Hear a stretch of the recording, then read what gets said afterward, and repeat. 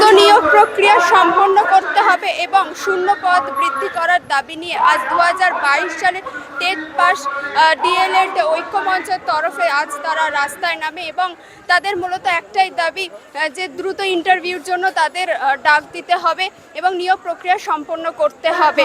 2022-এ তারা পরীক্ষা দিয়েছিলেন এবং দীর্ঘদিন পর 2025-এর ডিসেম্বর মাসে তাদের ইন্টারভিউ ডাক পান কিছু জেলার পরীক্ষার্থীরা এবং পরবর্তীতে 2026-এর মার্চ মাসে হঠাৎই ইন্টারভিউ প্রক্রিয়া বন্ধ হয়ে যায় এবং তারপর কোনো রকম কোনো নির্দেশ তাদের দেওয়া হয় না, কোনো রকম বার্তা তারা পাননি সরকারের তরফে এবং এর মাঝে সরকার পরিবর্তন ঘটেছে বাংলায় এবং নতুন সরকারের কাছে তারা দাবি রাখছেন যে তা যত দ্রুত সম্ভব হোক তাদের নিয়োগ প্রক্রিয়া সম্পন্ন করতে হবে এবং ইন্টারভিউর নোটিফিকেশন দিতে হবে, এমনটাই দাবি করছেন তারা।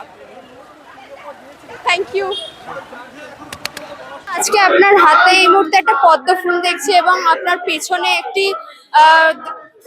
চিন্তা ভার বেকারত্বের একটা ছবি দেখছি। কি দেখুন, আমাদের রাজ্যে এবছরে তারকেশ্বরকে নিয়ে প্রচুর একটা উন্নত মেলা সৃষ্টি করা হয়েছে। তো তারকেশ্বরে যে বাঘ নিয়ে যাওয়া হয়, তো এই বাঘটাকে আমরা দায়িত্ব হিসেবে দেখাচ্ছি।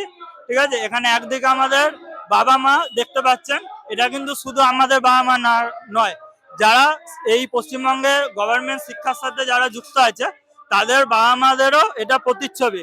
আমাদের বাবা মারা বেকারের জন্য এই হতাশার মধ্যে আছেন, আর যাদের স্কুলের যে সমস্ত ব্যক্তিদের টাকা নেই, যার জন্য সরকার অন্নপূর্ণা যোজনা দিচ্ছে, তো সেইটার জন্য আমাদের সাথে সাথে যে সমস্ত বাচ্চাদের বাবা মাদেরও সেম অবস্থা।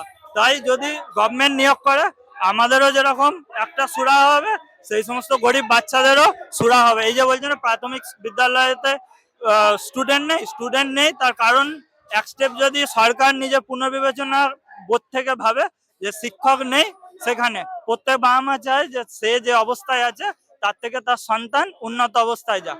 তাই সেই শিক্ষার যে ব্যাপারটা, সেটা বাকি যে প্রকল্পগুলো আসুক ধীরে ধীরে, কোনো অসুবিধা নেই, কিন্তু এই শিক্ষক নিয়োগ বিগত 15 বছর ধরে যে থমকে আছে সেইটা চালু হওয়া সত্যর দরকার।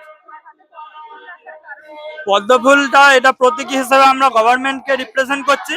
আর দেখুন এখানে একটা চাবিও আছে, যেটা আমাদের সরকারের হাতেই সেই চাবিকাঠি আছে, যা আমাদের এই হাতের যে তালাটা আছে সেটাকে খুলে দিলে আমরাও মুক্ত হয়ে যাব, আর বিদ্যালয়ের বাচ্চাগুলো মুক্ত হবে শিক্ষার আলোকে, তারাও স্বাধীন চেতা হয়ে উঠবে এবং ভবিষ্যতে একটা সুস্থ মানুষ ও সুস্থ নাগরিক হয়ে উঠবে।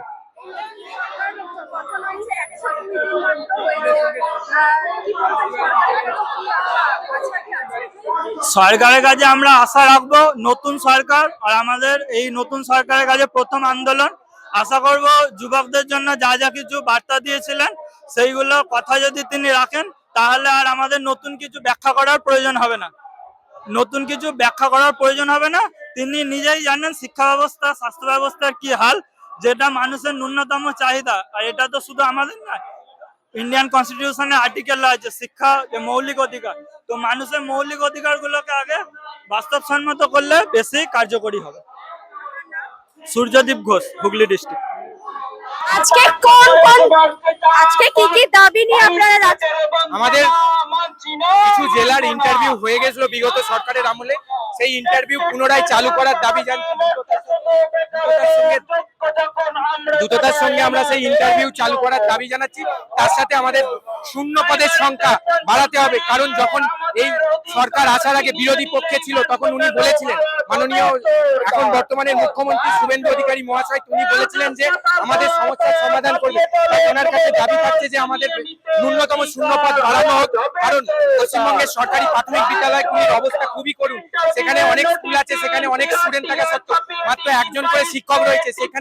সেখানে আমাদেরকে নিয়োগ করে সেই স্কুলগুলোকে পুনরায় আগের অবস্থায় ফিরিয়ে আনা হোক এবং সরকারি শিক্ষা ব্যবস্থার উপর মানুষের আস্থা ফিরিয়ে আনা হোক এবং আমাদের যেন দ্রুত নিয়োগ করা হয়, কারণ আমরা দীর্ঘ 4 বছর পরীক্ষা দিয়ে পাস করে বসে থেকেও আমাদের এখনো নিয়োগ পাইনি। স্বাধীনতার আমরা ৭৬তম বর্ষে আমরা টেট পাস করেছি, কিন্তু এবছর স্বাধীনতার ৮৫তম বর্ষ হলো, এই ৮০তম বর্ষ হলো, তাও আমরা নিয়োগ পাইনি।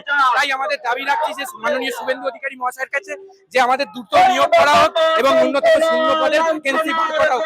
কারণ এই সরকার পরিবর্তনের সরকারে অবদান, আমাদের এই বেকার ছাত্রছাত্রীদের অবদান প্রচুর রয়েছে এই সরকারকে আনার জন্য। তাই সরকারকে মনে করিয়ে দিতে চাই আমাদের জন্য আমাদের পরিবর্তন হয়েছে, তাই আমাদের কথা ভুলে গেলে চলবে না। তাই সেইটা মনে করে দেওয়ার জন্য আমরা এই আজকে রাজপথে নেমেছি। আমরা ৫০,০০০ শূন্য পদের দাবি রাখছি। মাত্র ১৩,৪২১টি ভ্যাকেন্সি দেওয়া হয়েছিল, কিন্তু আমাদের ন্যূনতম ৫০,০০০ ভ্যাকেন্সি দেওয়া, কারণ বহু প্রায় ৫৮ থেকে ৬০,০০০ ফর্ম ফিল আপ হয়েছে প্রাইমারি ভ্যাকেন্সির জন্য, কিন্তু একটা ন্যূনতম পরিমাণ যদি না ভ্যাকেন্সি দেওয়া, আমরা দীর্ঘ পরিমাণ ছাত্ররা বঞ্চিত থাকবো। কারণ আমরা দীর্ঘ কয়েক বছর বসে আছি। ২০১৭ পর ২০২২-এ টেট পরীক্ষা হয়েছিল, তারপর ২০২৩-এ টেট হয়, তারপরেও কিন্তু এখন আমরা নিয়োগ পাইনি। মাত্র ৮টি জেলার ইন্টারভিউ কমপ্লিট হলেও বাকি ইন্টারভিউ ভোটের আগে বন্ধ হয়ে যায়, এখনো সেই ইন্টারভিউ চালু হয়নি। তাই ইন্টারভিউ দ্রুত শুরু করার দাবি জানাচ্ছি এবং তার সাথে আমাদের ভ্যাকেন্সি বাড়ানোর বৃদ্ধি করার দাবি জানাচ্ছি। কি বুঝতে পারছি ২০২২-এ ডিসেম্বর মাসে। জয়দীপ ধর।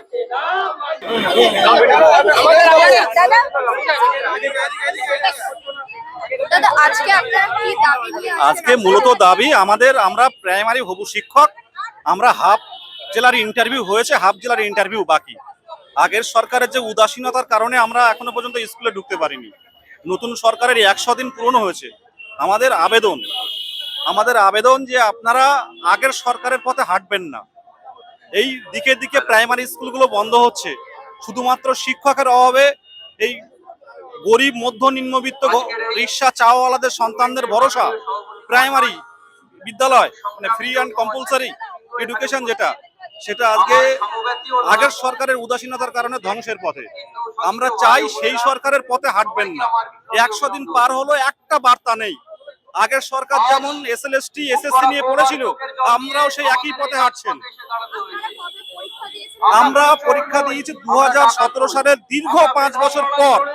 ২০২২ সালের ১১ই ডিসেম্বর আমাদের রেজাল্ট পাবলিশড হয় ২০২৩ সালের 10ই ফেব্রুয়ারি। আমাদের দীর্ঘ আগের সরকারের চোখে চোখ রেখে আন্দোলন করেছি আমরা। তারা ইন্টারভিউ দিতে বাধ্য হয়েছিল ২০২৫ সালে, এই ২০২৫ সালের ২৫শে সেপ্টেম্বর। আজ ২৫ সাল থেকে শুরু হলো, আজকে ভোটের কারণে আমাদের ইন্টারভিউ বন্ধ। সেই ইন্টারভিউ কিন্তু এখনো পর্যন্ত শুরু হয়নি। আমরা নতুন সরকারের কাছে জানতে চাই,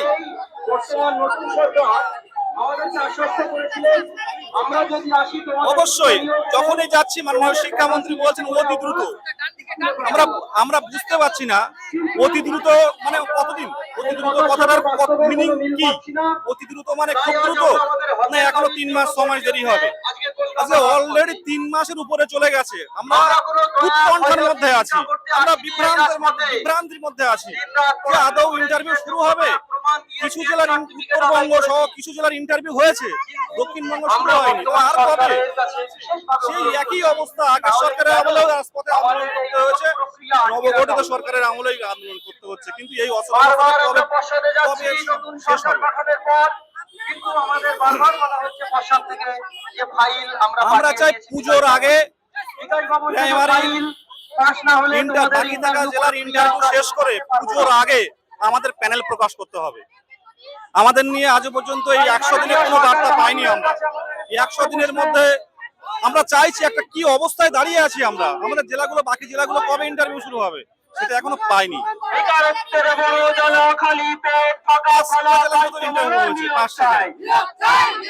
বাকি জেলার ইন্টারভিউ বাকি।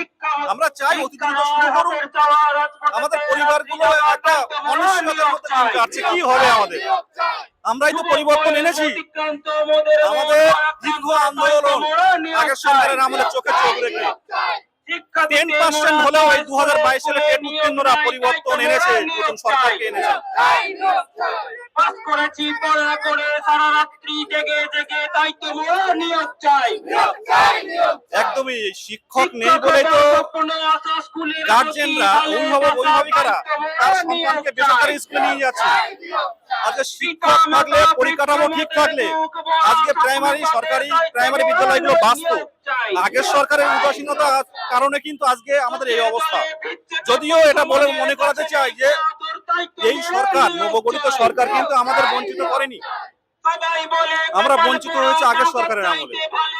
কিন্তু নবগঠিত সরকারের কাছে আবেদন করছি যে প্রাইমারি শিক্ষা বা প্রাইমারি এলিমেন্টারি এডুকেশন এটা একটু ভাবুন, আগের সরকার করেনি, আমাদের কাছ থেকে ন্যূনতম এটা আশা করছি।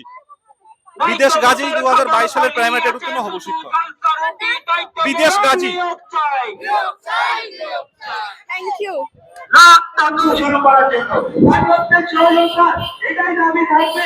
ভ্যাকেন্সি বৃদ্ধি এবং বন্ধ থাকা চলমান যে ইন্টারভিউ প্রক্রিয়া সেটা দ্রুত শুরু করে এবং দ্রুত আমাদেরকে স্কুলে পাঠানোর ব্যবস্থা শুরু করার জন্য প্রত্যেক সহযোগিতা এটাই দাবি থাকবে। ভ্যাকেন্সি বৃদ্ধি এবং বন্ধ থাকা চলমান যে ইন্টারভিউ প্রক্রিয়া সেটা দ্রুত শুরু করে এবং দ্রুত আমাদেরকে স্কুলে পাঠানোর ব্যবস্থা শুরু করার জন্য প্রত্যেক সহযোগিতা